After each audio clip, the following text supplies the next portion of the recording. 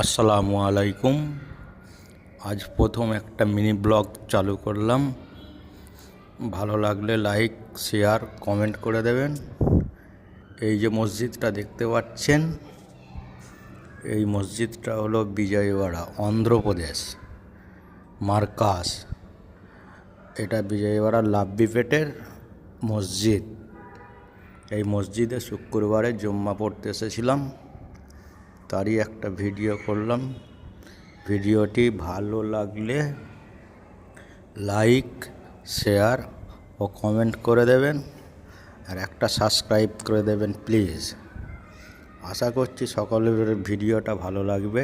सब नबियों से आला मेरा काली कमली वाला, सब नबियों से आला मेरा काली कमली वाला, सब नबियों से आला मेरा काली कमली वाला, सब नबियों से आला